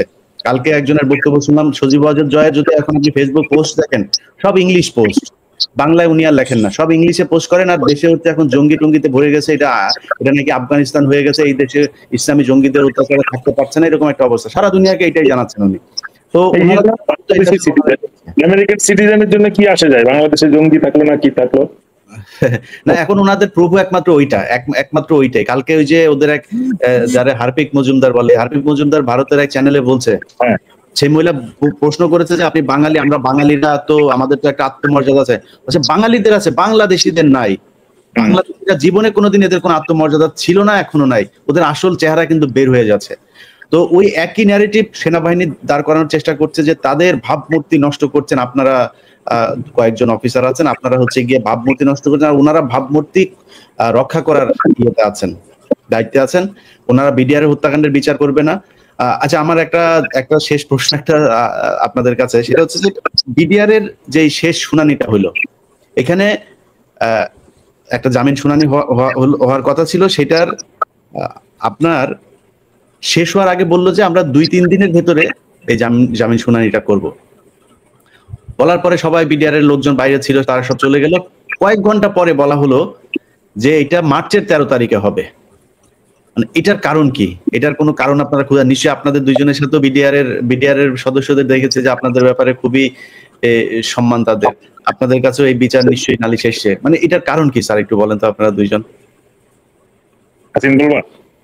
স্যার আমি যতটুকু জানি বাধা আসতেছে, চাপ আসতেছে, আপনি জানেন তো স্যার, চাপ আসতেছে, এই ভাবিরা চাপ করতেছে। তার ধারণা সব বিডিআর সৈনিক অপরাধী, ওই আবেগপ্রবণ হয়ে তো বিচার হয়, বিচার হয় আইনের মাধ্যমে, সাক্ষ্য আইনের মাধ্যমে বিচার হয়। সাক্ষ্য আইনে ইচ্ছা মতো তো বিচার করে, হাসিনা যেভাবে বিচার করতো সেইভাবে তো আমরা আদালত বিচার করতে পারে না। এখন আমাদের ওই একই অবস্থা হয়েছে, আমাদের ভিতর থেকে বলতেছে না ছেড়েন না, চাপ আছে। এগুলো তো আসলে আমি মনে করি এই জিনিস অন্য কোনো কারণ না। যদি আইন তাকে মুক্ত করে কেন তারা ছাড়বে না? এখন সরকার যদি এগুলো প্রশ্রয় দেয়, আমার কি করার আছে, কি বলার আছে, কিচ্ছু বলার নাই। সরকার দায়িত্ব সরকার নেবেন। আমাদের হোম স্বরাষ্ট্র উপদেষ্টা, আমি জানি না উনি কেন বুঝতে পারতেছেন না বা বোঝাচ্ছেন না। আজকে স্যার আসার সময় 2টা সৈনিককে পাইলাম মেট্রোতে, তারা ছিল লাস্ট ব্যাচের সৈনিক, 67 ব্যাচ সৈনিক। 3 দিন মনে হয় বাকি ছিল, তারা সব আউট হয়ে গেছে। তা আমি বললাম তোমাদের ওখানে তো বান্দরবনে অনেক ধ্বংসাত্মক ঘর বাড়ি লুটপাট হয়েছে, অনেক অনৈতিক কাজ হয়েছে, এই জন্য ওরা রিকোয়েস্ট করলো স্যার আমরা এতটা দিন কষ্ট করলাম স্যার, আমরা তো কাউকে মারি নাই, কেউ যদি অপরাধ করে সেটা ভিন্ন কথা, আমার তো ক্ষমা করা যায়। আমি এখন ডিজিপিডিআর নাকি এগ্রি করছে, স্বরাষ্ট্র উপদেষ্টা উনি দেখবেন বলতেছে, আমার তো মনে হয় ক্ষমা করা যায়, অসুবিধা কোথায়? ট্রেনিং প্রাপ্ত লোক বাইরে বাইরে না ঘুরে যদি ট্রেনিং করে, আমাদের জয়েন করে বা অন্য কোথাও যদি থাকে, খারাপ না তো। তারা তো সরাসরি ওই যে অপরাধগুলি সে অপরাধগুলি করে নাই। আপনি তো রিক্রুট করার কথাও না, হয়তো লুটপাটে যদি থাকতে পারে, কিন্তু মানে এটা এত ব্যাপক হয়ে গেছে। মানে আমি তো অন্যভাবে কথা বলে অন্যভাবে যাবে। আসলে আমি বলবো সব মিলে আমাদের একটু সময় হওয়া উচিত আইনের প্রতি। আইন সবার জন্য সমান। এটা আমার যেটা, আমি হাসিনের সাথে সম্পূর্ণ একমত। সত্যিকার অর্থে পিছন থেকে বাধা দেওয়া হচ্ছে। প্রথম জামিনটাও কিন্তু বাধার মধ্যেই তারিখ পাল্টাচ্ছিল, এবং যারা চায় না যে বিডিআর সৈনিকরা ছাড়া পাক, তারাই এই মাদ্রাসাতে ওই আদালতে আগুন ধরিয়েছে, লুটপাট করছে, ভাঙচুর করছে। এবং এটা কিন্তু আর কেউ না, ওই শক্তি যারা বিচারের আওতায় আসতে চায়। এই বিচারটাকে মানে ওদের জামিনটাকে ডিলে করা বা বন্ধ রাখার জন্যই কিন্তু এই প্রচেষ্টাটা চলছে। তারপরে যে কোনো কারণে হোক, যেহেতু তারা শহীদ মিনারে অবস্থান নিয়ে একটা পরিস্থিতি সৃষ্টি হওয়ার, আপনার অবদান প্লাস তাদের অবদান, আমরাও একটু ভয়েস রেজ করছি, যার পরিপ্রেক্ষিতে ওই সিদ্ধান্তটা মানে ওভারকাম করা সম্ভব হয়েছে, পরিবর্তন করা সম্ভব হয়েছে, যে না তাদেরকে জামিন দিতে হবে। এবং যখন এইটা বিষয়টা প্রধান উপদেষ্টার কানে গেছেন, তখন উনি বলেছেন যে পর্যায়ক্রমে যারা আইনের দৃষ্টিতে জামিনযোগ্য তাদেরকে জামিন দিতে হবে। এটা কিন্তু আদেশ ওনার, clearance to the law adviser. এখন এর পরিপ্রেক্ষিতে কিছু হয়ে যদি আটকিয়ে যায়, তাহলে আমি মনে করি যে এটা law adviser and the agency and the invisible power যেটা চাচ্ছে না যে এরা ছাড়া পাক, এবং এরা ছাড়া পেলে কথা বললে যে আসলে প্রকৃত দোষীরা আরো কিছু আইডেন্টিফাইড হবে। এবং এগুলো করা হচ্ছে আনফরচুনেটলি কিছু শহীদ পরিবারকে ইনভলভ করে। এটা আমাদের জন্য কষ্টদায়ক। আমরা আমাদের কলিগের জন্য ফাইট করতেছি। আমার কিন্তু কোনো আত্মীয় নয়, আমার আমার আমার কোনো নিকট আত্মীয় না, কোনো ইয়েও, আমার just colleague, 57 of them died। তার সেই পরিপ্রেক্ষিতে এবং জাতীয় স্বাধীনতা সার্বভৌমত্বের প্রতি হুমকি স্বরূপ একটা ঘটনা ঘটছে, এটার আমরা একটা প্রতিকার চাচ্ছি। এটার সাথে মিলে এটার পরবর্তীতে যে ব্যাকলাশটা হয়েছে, যে ব্যাপক সংখ্যক অফিসারকে বের করা হয়েছে, আমি কিন্তু ওইগুলো গ্রুপকেও কিন্তু আমি হাসিন মিলে আমরা স্পন্সর করছি।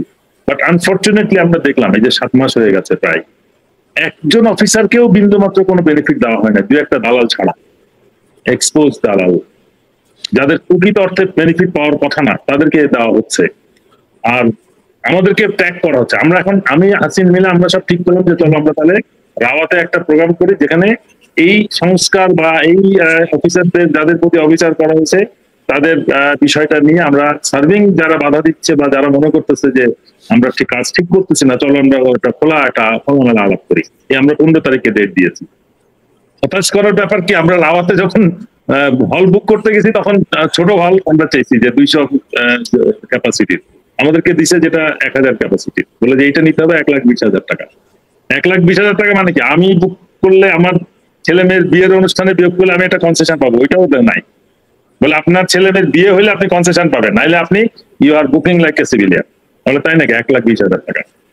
এখন আমরা করতে পারি, বাট আমরা সাথে সাথে তখন সিদ্ধান্ত নিলাম না, আমরা তো সশস্ত্র বাহিনীর ভিতরে সমস্যাটা রাখতে চাই এবং তাদের সাথে খোলামেলা আলাপ করতে চাই যে আমরা যে অফিসারদের পক্ষে লড়তেছি তাদের কোনো যুক্তিসঙ্গত দাবি আছে কিনা, সশস্ত্র বাহিনীর সংস্কার প্রয়োজন আছে কিনা।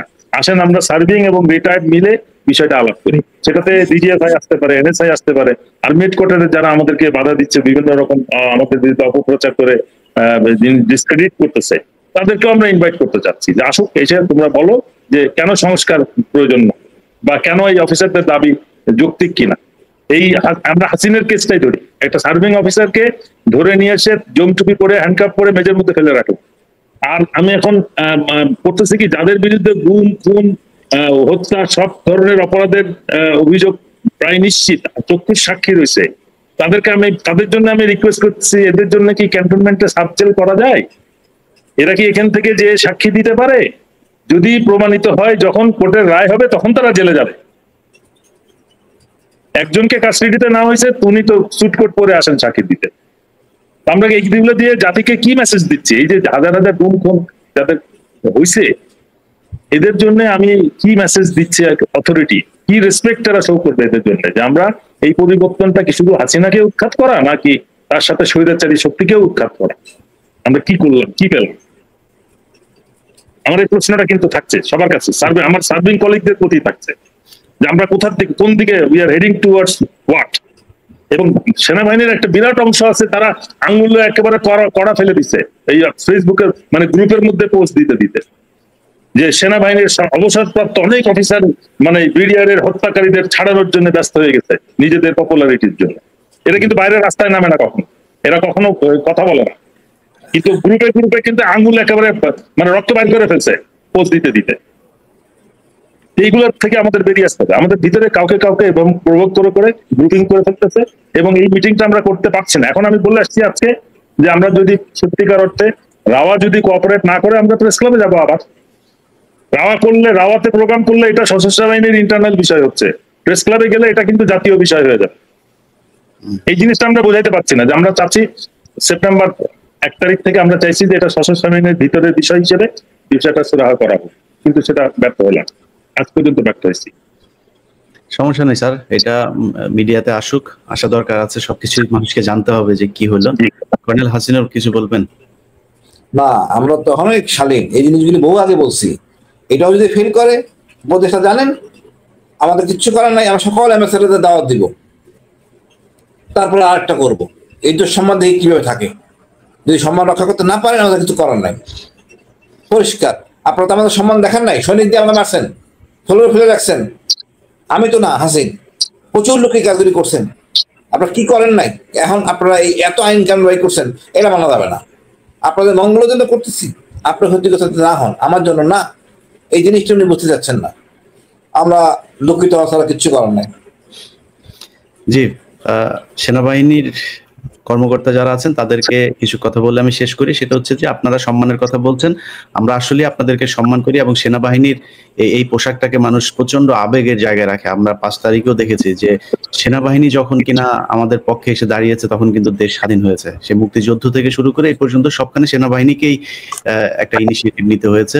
এটা 1/11-ও দেখেছি, সবসময় এই একই ঘটনা ঘটেছে। ইভেন এরশাদের সময় আমরা যতটুকু, আমি তো তখন মানে একদম আমার কিছুই মনে নেই, তখনও যেটা পড়াশোনা করে যতটুকু জেনেছি যে সেনাবাহিনীকে এরশাদের কাছ থেকে সরতে হয়েছে, তারপরে এই দেশটা স্বাধীন হয়েছিল। যাই হোক, তো আমরা এখনো আপনাদেরকে পাশে চাই, আপনাদেরকে ছাড়া কোনো কিছু সম্ভব না। আপনারা চাইলে আবারও সেই ইন্ডিয়ার ভেতরে ঢুকতে পারেন, যে 15 বছর যেভাবে আমাদের এই দেশটাকে ঢুকিয়ে রেখেছিলেন।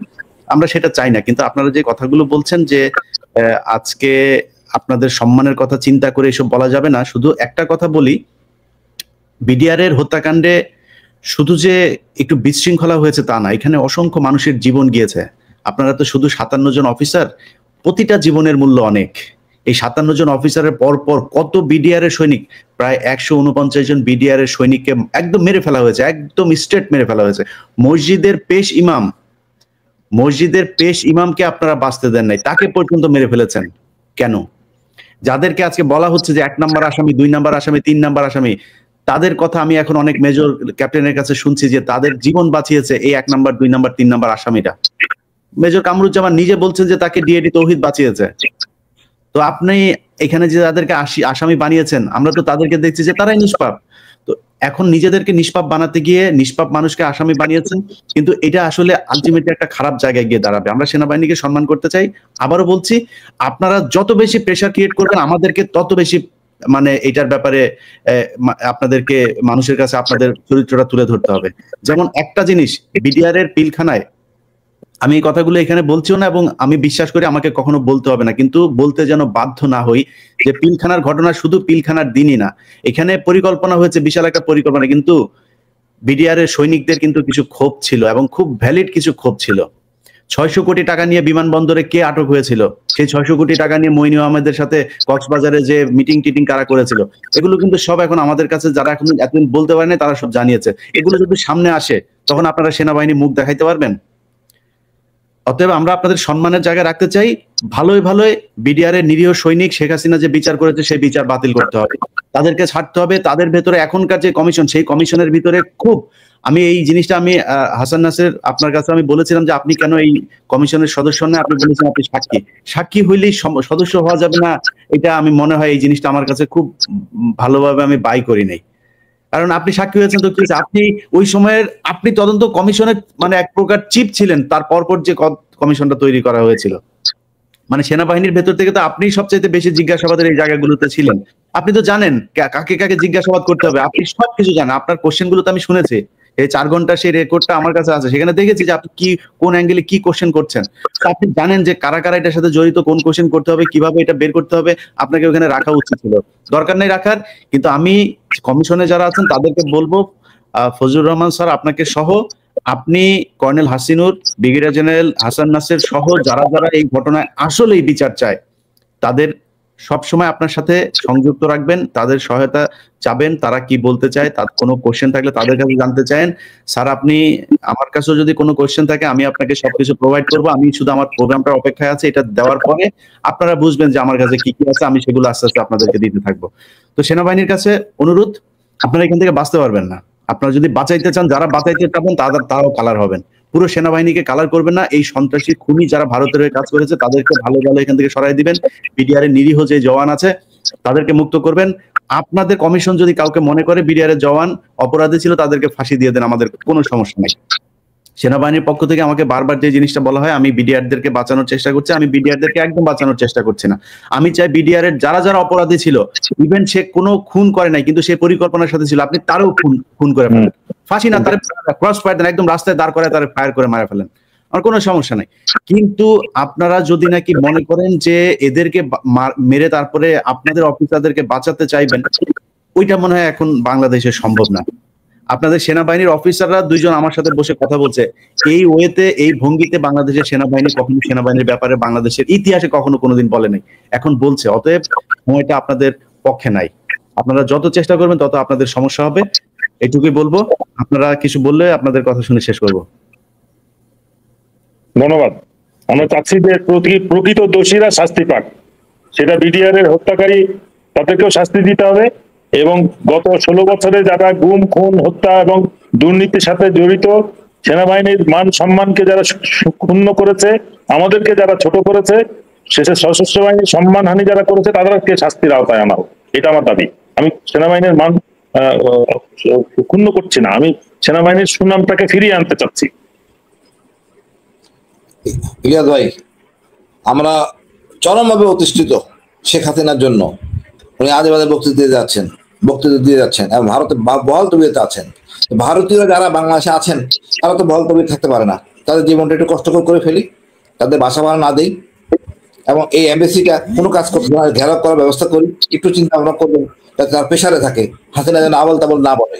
এটা দিয়ে আমি আমার বক্তব্য শেষ করছি। আচ্ছা, সব শেষ। আমি একটা কথা বলতে ভুলে গিয়েছি, প্রিয় দর্শক, আপনাদেরকে একটা কর্নেল হাসিনুর কিছু বক্তব্য দিয়েছে, সেই বক্তব্যগুলো নিয়ে হয়তো আপনাদের অনেকের আমি আমি দু একটা কমেন্টও পড়লাম। দেখেন, ব্রিগেডিয়ার আজমির সম্পর্কে যেটা বলা হয়েছে যে উনি ওনাকে বিরিয়ানি খেতে দেওয়া হয়েছে, এই কথাগুলো কিন্তু কর্নেল হাসিনুরের না। এটা আমরা জনাব আজমির কাছ থেকেই শুনেছি যে উনি বলেছেন যে আমি যা যা খেতে চাইতাম আমাকে খাবার দেওয়া হতো, ওনার সাথে যথেষ্ট মানবিক আচরণ করা হতো।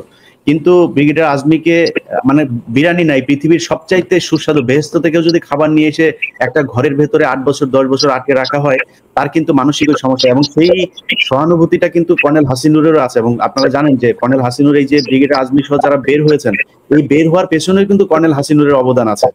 এখানে অনেক সেনাবাহিনী officer, colonel brigadier general Hasan Nasir সহ অনেক অফিসার এটার পেছনে কাজ করেছেন। এমনকি আমি যতটুকু জানি যে মেজর দেলোয়ারও এটার সাথে কোনোভাবে সম্পৃক্ত ছিলেন। তো এই আমেরিকাতে আছেন অনেক অফিসার আছেন, অনেক কর্মকর্তা, তারা সবাই ছিল। ওনারাও কিন্তু ব্রিগেডিয়ার আজমির ব্যাপারে অত্যন্ত সহানুভূতিশীল এবং তার প্রতি সম্মান আছে। কিন্তু আমি যেটা মনে করি যে ব্রিগেডিয়ার আজমি স্যার উনি এখনো পর্যন্ত আসলে যেই মানসিক যে ট্রমাটা, সেখান থেকে উনি বের হয়ে আসতে পারেন নাই। ওনার যেই ধরনের আমি বলবো যে সরকারের কাছে আমার কাছে মনে হয়েছে যে ওনাকে কিছুটা সহজ হয়েছে ওনাকে নিজেদের আয়ত্তে আনতে, যে কারণে ওনাকে নিয়ে যাওয়া হয়েছে এবং ওনাকে খুব বেশি প্যাট্রোনাইজ করা হচ্ছে। ওয়াকার এটা একটা নিয়েছে। জি, মানে আমি বলতে চাচ্ছি যে কষ্টের মধ্যে জনগণ ছিল, এই কষ্টের কথা তো আদমি স্যার বলতে পারবে না। আমি বলছি ওই জায়গাটায় আমি অনেকদিন ছিলেন, অনেক কষ্ট ছিলেন, যে কষ্টের জায়গা তো আদমি স্যার দেখে নাই বা জানে না, এটা তো আমি জানি। এই কথাটা আমি বলতেছি, অন্য কিছু না। না কর্নেল হাসিনা এই কারণে অনেক কষ্টে, অনেক ভালো অফিসার, আমার খুব প্রিয় অফিসার, অত কষ্টের জায়গা ছিলেন না। আমি জানি। আমার সাথে আপনার যখন পার্সোনালি যখন আমরা ফোনে কথা বলি, তখন আপনি কর্নেল কি বলি ব্রিগেডিয়ার আজমি সম্পর্কে আপনার যে সম্মান সেটা আমি দেখেছি। এই কারণে বিষয়টা পরিষ্কার করলাম। হয়তো যারা জামায়াত বিএনপি যারা করেন তাদের মধ্যে একটা কষ্ট তৈরি হইতে পারে যে কর্নেল হাসিনুর এইভাবে বললেন উনি বিরিয়ানি খেয়েছেন। আসলে ওনার ব্যাপারে ওনারও যথেষ্ট সম্মান আছে। এটা আপনাদেরকে এই ভুলটা ভাঙিয়ে নিলাম। যাক, আমরা দেশের মারুফজামানকে কিন্তু ফিজিক্যালি চরম ভাবে টর্চার করা হয়েছে। সে আজকে তার অবস্থানে থেকেও সে অ্যাম্বাসেডর একজন, সে পর্যন্ত তাকে আর ডাকা হলো না। আমি কিন্তু রীতিমতো অবাক হয়েছি যে সে কেন দাও। হাসিন এবং মারুফজামান দুইজন আসলেই কিন্তু অনেক বেশি তথ্য আজকে প্রধান উপদেষ্টা জানতে পারতেন। তার মানে এটার পিছনে পরিকল্পিত ভাবে একটা শক্তি কাজ করছে, জানো, সঠিক তথ্য প্রধান উপদেষ্টাকে না জানানো হয়। আসিফ নজরুল সরকার সেনাবাহিনীর সহায়তায় যেটা করছে, আসিফ নজরুল সরকার আপনারা বলতে চাই সামনে অবস্থা আপনার জন্য বিএনপি থাপড়াবে, জামাত থাপড়াবে, পাবলিক তো আপনারা জেনে পাবেন থাপড়াবে। সো খুব সাবধান আসিফ নজরুল, এখনো সময় আছে। জনগণ যা চায় ফেসবুকে ছোটখাটো পোস্ট দিয়ে সহানুভূতি নিতে চায়, লাভ নাই। ফেসবুকে আপনি পোস্ট দিলে 90% মানুষ আপনারা এখন ধুইয়া ছাড়া দেয়।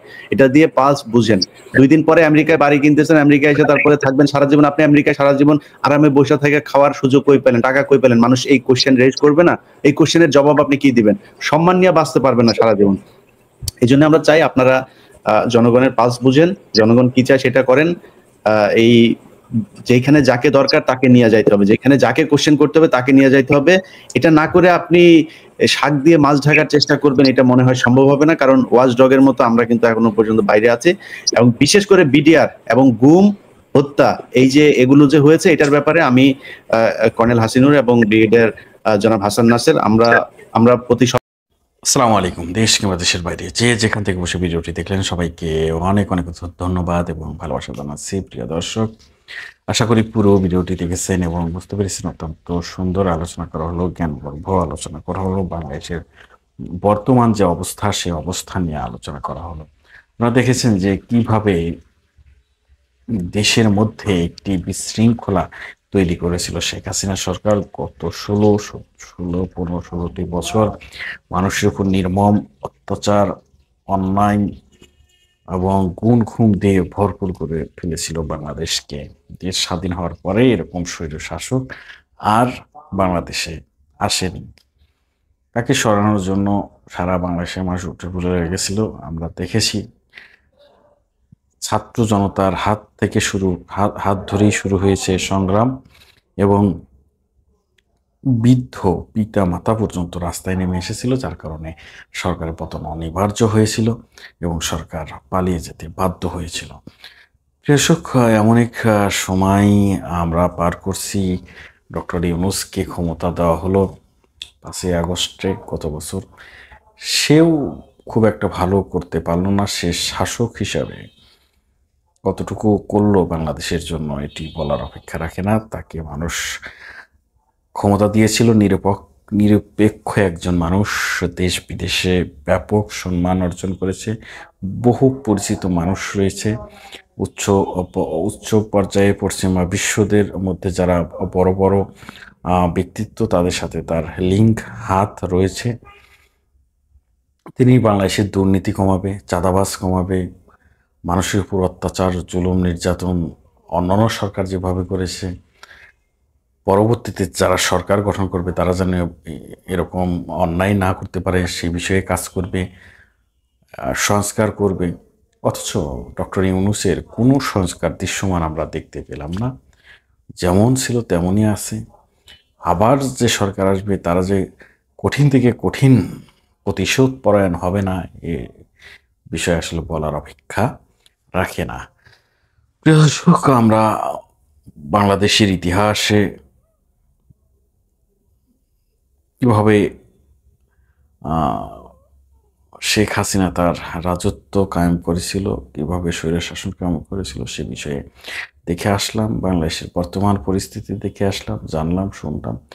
কেমন লাগলো অবশ্যই কমেন্টে জানাবেন। সবাই ভালো থাকবেন, সুস্থ থাকবেন। ভিডিওটি শেষ করছি। আসসালামু আলাইকুম।